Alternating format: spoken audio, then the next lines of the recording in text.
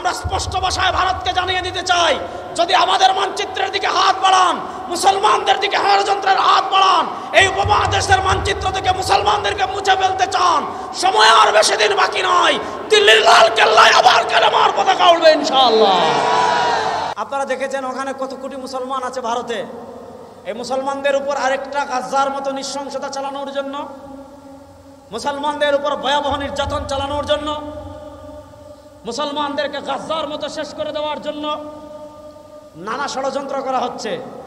এর ভিতরে একটা ষড়যন্ত্র দেখেছেন, ভারতে ওয়াকফ আইন পাশ করা হয়েছে, অর্থাৎ মুসলমানদের প্রচুর ওয়াকফি সম্পত্তি আছে ভারতে। আপনি চিন্তা করতে পারবেন না, ভারতে 700 বছর মুসলমান রাষ্ট্র ক্ষমতায় ছিল। এই 700-800 বছরে মুসলমানরা যা কিছু, রাজা বাদশারা, মুসলমান ধনীরা যা কিছু ওয়াকফ করে গিয়েছে, এই সব ওয়াকফি সম্পত্তি দখল করে মুসলমানদেরকে রাষ্ট্রীয়ভাবে বিতাড়িত করার জন্য আধিপত্যবাদী ভারত শক্তি তারাও প্রস্তুতি নিচ্ছে। গতকালকে দেখছেন কাশ্মীরে তারা কি ঘটনা ঘটিয়েছে, তারাই হামলা করে মুসলমানদের উপর দায় চাপিয়ে আমাদের পার্শ্ববর্তী কাশ্মীরকে আরেক মিনি গাজ্জা বানানোর ষড়যন্ত্র করছে, দিল্লিকে গাজ্জা বানানোর ষড়যন্ত্র করেছে। ভারতের মুসলিম অধ্যুষিত যে প্রদেশগুলো আছে, ওই প্রদেশগুলোকে তারা গাজ্জা বানানোর ষড়যন্ত্র করছে।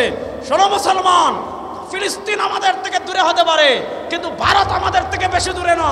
এটা এটা হলো 15 কোটি 16 কোটি মুসলমানের আবাস ভূমি। শুনেন, আমাদের শায়েখে চরমনাই সোহরাওয়ার্দী উদ্যানে স্পষ্ট ভাষায় ঘোষণা করেছিলেন, আমরা আগ বেড়ে লাগবো না, আমরা আগ বেড়ে লাগবো। কিন্তু শুনেন, কেউ যদি আমাদের সাথে লাগতে চায় তাকেও আমরা ছাড়বো না। হিসাব সহজ। কেউ যদি আমাদের সাথে লাগতে চায়, হাত কেটে গাছে ঝুলানোর জন্য প্রস্তুত আছেন? আমাদের মানচিত্রের দিকে যদি কোনো আধিপত্যবাদী শক্তি হাত বাড়ায়, তার পা ভেঙে গাছে ঝুলিয়ে দেওয়ার জন্য যুবকরা প্রস্তুত আছে না নয়? পৃথিবীর কোনো পরাশক্তি গুনার টাইম আমাদের। শুনেন মুসলমান, দেখেন এদিকে প্রেক্ষাপট তৈরি হচ্ছে, ওদিকে প্রেক্ষাপট তৈরি হচ্ছে।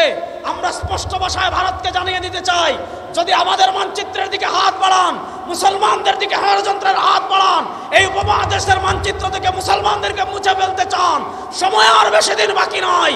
দিল্লির লাল কেল্লায় আবার কালেমার পতাকা উঠবে ইনশাআল্লাহ।